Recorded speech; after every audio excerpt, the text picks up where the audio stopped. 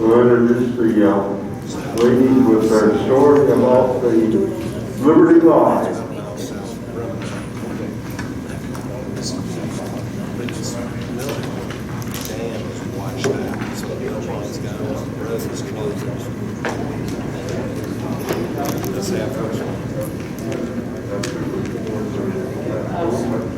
There's a mill pond there, probably a dam, a causeway, a bridge. Right. Before the lock. Yeah. But there's enough. The mill is still there. Good morning. I am Shari Davis. I'm the education coordinator for Liberty Live, and it is a division. It's our education program from Red War Field Days. I'm going to take an opportunity to plug that right now. Red War Field Days will be November 7th and 8th. 7th and 8th, we have moved to a new location. It will be at 1208 Keys Lane out in Kershaw County. If you have been to previous Red War Field Day weekends, it is the same thing, although we have double the merchants, we have triple the demonstrators, and Eric, where are we at on reenactors? 400. So it promises to be a very large and very good event. So we invite you to come out both days, one day, come out and see us on the weekend. But because we have the Red War Field Days, we're actually going to be able to have an education day this year because we have so much space for that. The Liberty Live program is an education program that's going to explore the indigenous, immigrant, and enslaved populations and their influences on the eventual emergence of a new nation.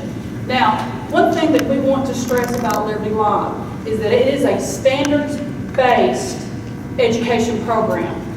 We have gone through the 2019 South Carolina Social Studies Standards for college and career-ready students, and it is targeted for 4th, 8th graders, and then the history class, the U.S. history class that they have at the high school level.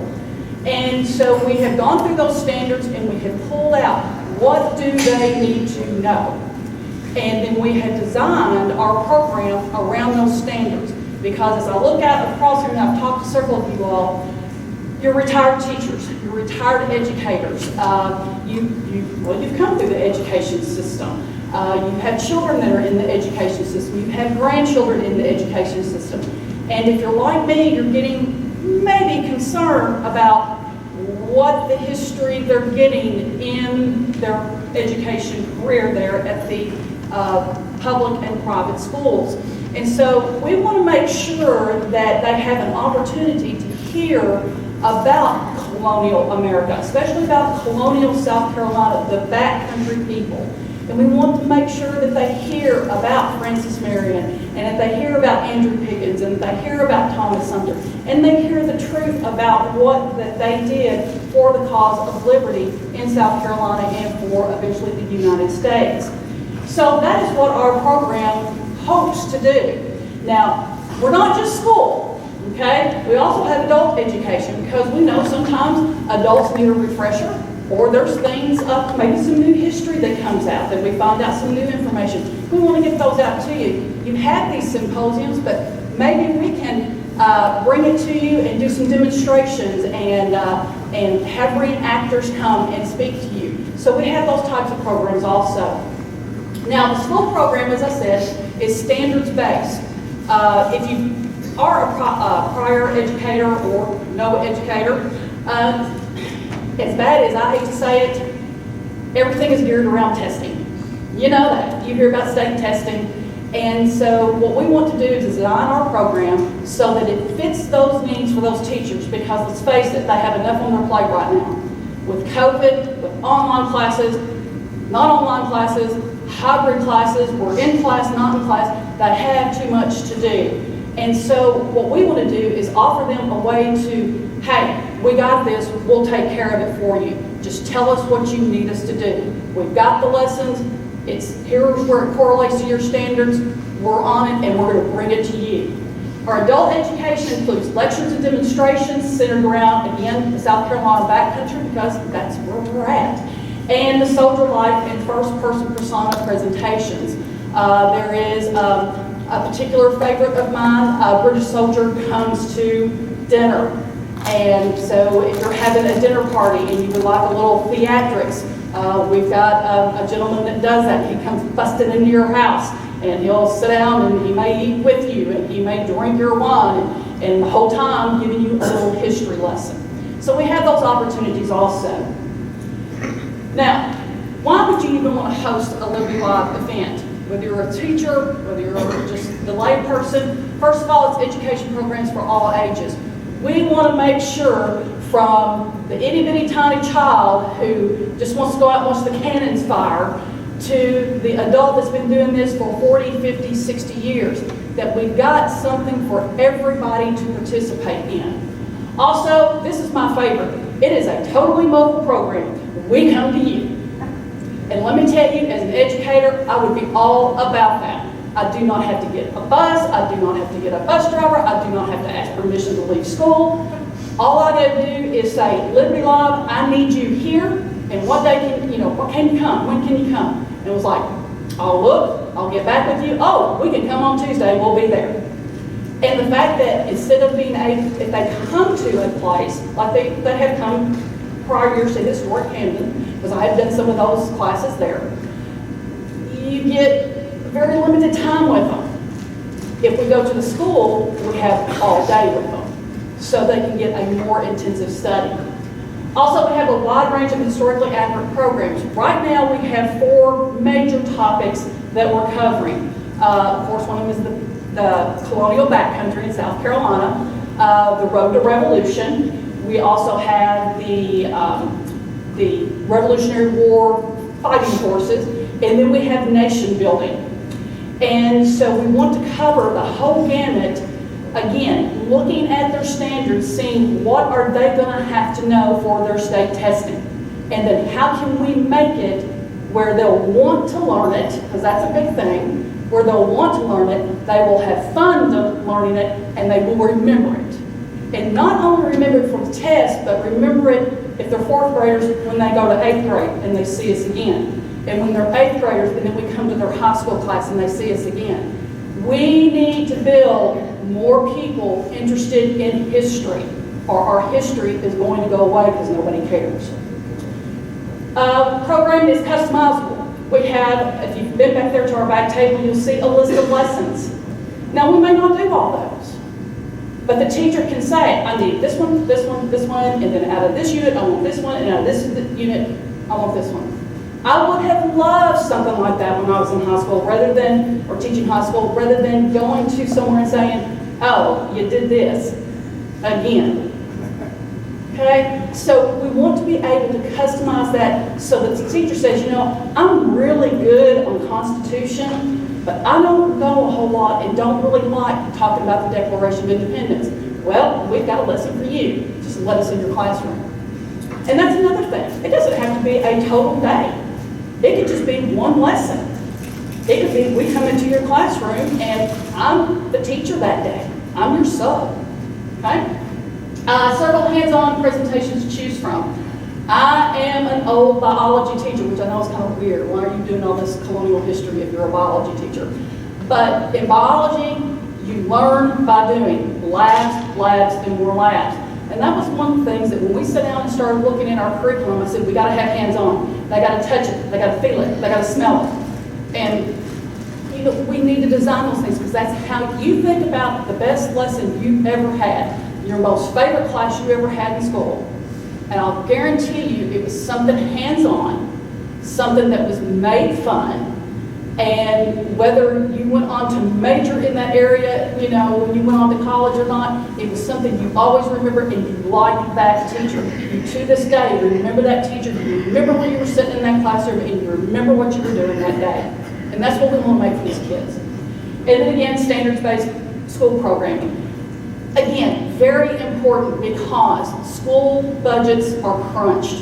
And with COVID, they're even more crunched. So if we can give them something that, this is what we really need. This is standards-based. This is not just a, hey, we're getting out of school, going on a field trip, having a good time day. We want them to get something from it, and the teacher knows that this was a good option to go to. I didn't waste my time. I did not waste my students' time. And really, that's all there is about Liberty Live. We're always looking for volunteers. So I've already talked to some of you all, and you know, if you would like to pick up my card, there's some brochures on the back table. You can email me at sclibertylive. We'll be glad to put you on our list of volunteers. I know there are a few of you out here in the audience that will be joining us on Education Day, and you will be there for the regular field days. And so don't think that I won't be tapping you again to come out and do some of those lessons. So, any questions about Liberty Live or anybody want to volunteer? I'll take your note right now. Yes, sir. First of all, as a 20-year retired teacher of AP U.S. history, I want to first commend you for your efforts. I'm not so much concerned about the students as I am the teachers. Who's going to teach teachers so we can get them away from this, well, I better not say it, this makes something here, but this, God forbid, 1619 project, which is being adopted by many schools throughout the country. This is a battle for our future that we have to win. I agree, and that was one of the things that we sat and talked about when we started kind of, what do we want Liberty Live to be? And I brought up the 1619 project. We don't want it to be that. No. Ours will be research-based and based on real history and not what the 1619 project is, which is a group of, from what I've understood and what I've read, because as soon as I heard it, I had to go look it up and things like that, because I was like, even when they were talking, I said, it's not making sense for the history that I know. And, you know, I'm like, you know, I'm not that old. I'm old, but I'm not that old. The history hasn't changed that much. And so I started researching it, and it is a series of essays that this lady wrote, and they have been peer reviewed by several professors from several universities, and they're just, you know, knocking holes in it right and left, saying this is not research, this is not research-based, this is not even correct. So, now, to answer your question, what we plan to do is that this is not just for students. We are going to do teacher PDs.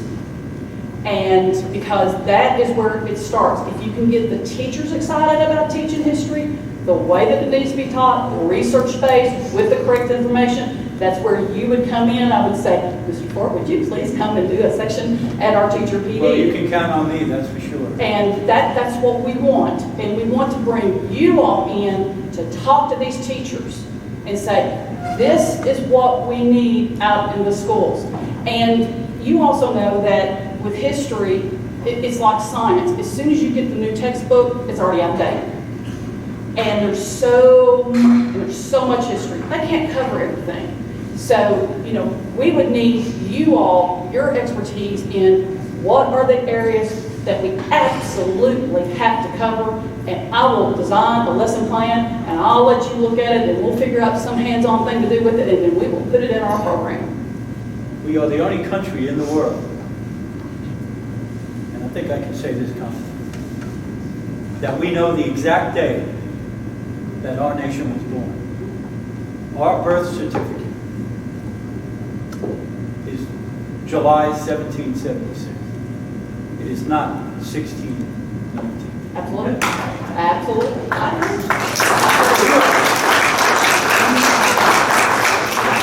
I will be calling you. And I think it's a responsibility for all of us not to propagate propaganda. All propaganda. It takes enough good men not to speak out. We are all educators of our children. Other questions? Any other questions?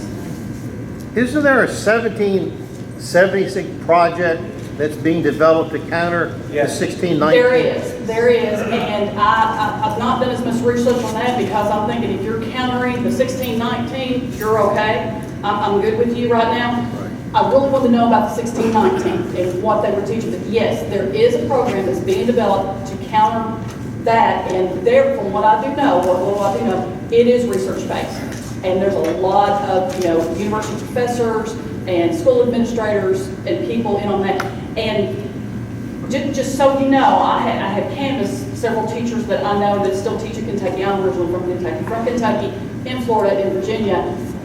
And I asked them, I said, is the 1619 project, did you have a PD on that this year? And they said no, but it was mentioned.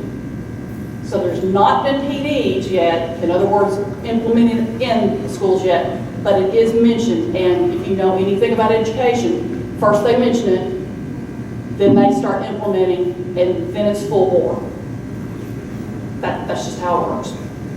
Yes, sir. Ma'am, there's a program being started, the American History Institute by Glenn Beck out of Texas in conjunction with Breaker University, and it's coming up with these type of ideas to combat this foolishness. And You might DAR, want to take a look at. I'm sorry. Might want to take a look at that. and DAR has just come out with their lesson plans. I looked at theirs, and they've got some really good ones. Some I'm like, I don't get it. And then there's some that are very, like AP level high school lessons that I was very, very intrigued with. So there was one on DNA and genealogy. And I was like, ooh, I can do that. So, any input? Yes, sir. Maybe a point that might help you all is, are you aware that President Trump signed an executive order banning critical race theory, 1619 project, from anything that's funded with federal funds? He did that about a month ago. So that was a help to know that he did.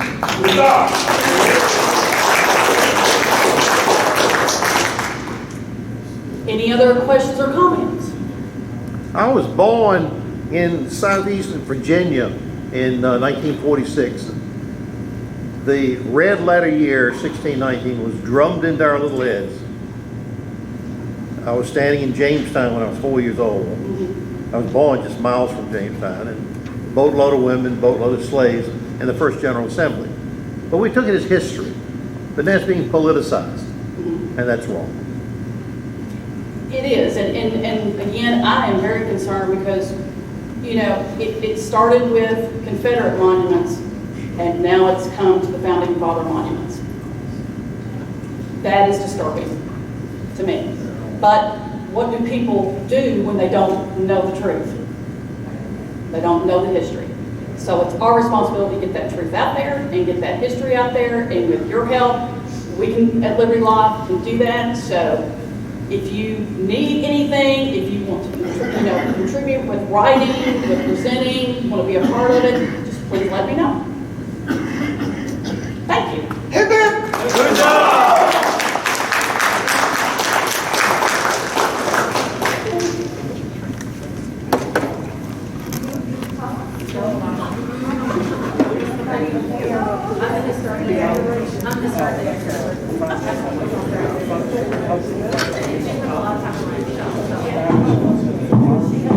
That ties in, I think, with what Charles was talking about yesterday, of the education part of it. What we found out in our local area here was, when we were talking about the American Revolution, we were answered with something about the Civil War. So we have to drive those mentalities back another 100 years to get where we want them. But we also found that getting the kids out there and showing them what life was. And Carol and I were invited up to the Mineral Museum in North Carolina on the Blue Ridge Parkway. We went up 2 years to talk about and march the kids around and teach them how to use wooden rifles, how the militia worked and so forth. And we came away, and that's where we got the idea of doing the living history. And it still sort of thrills both of us when we find out how old a kid is and say, oh, I bet you went down to Camp Bob Cooper to the living history at Francis Marion. Oh yeah, I really enjoyed throwing the tomahawk, and I was really good at writing with the quills. And they start spouting off the stuff that they did. Maybe they don't remember the battles that were talked about down there and stuff, but they got the right idea and we're on the right track. And that again, as David and Charles have been saying, it's not a big deal. It is, as you go with the program the ladies had, what we did where we recruited local people and got them interested enough to learn so we could man 24 stations and bring all the third graders from Clarendon County down there for a whole day. That becomes a big deal. But you can go into the classroom and talk about one part of it and get their attention. And then we've also done that. And fortunately, you can't look for us to keep doing it because we've given away all our training aids. These ladies have taken one of the last prized possessions that we had was we made a training aid that had the pillory on top and the stocks on the bottom. So that we put the kids in the stocks and put the teachers in the pillory, and they loved that. But I think maybe we've gotten them talked into taking it for their displays. So, yeah, you guys can use it too. They'll probably loan it to you. And put Charles in the pillory. Okay, I'm told that the lunch is out there, and we're going to go the opposite direction.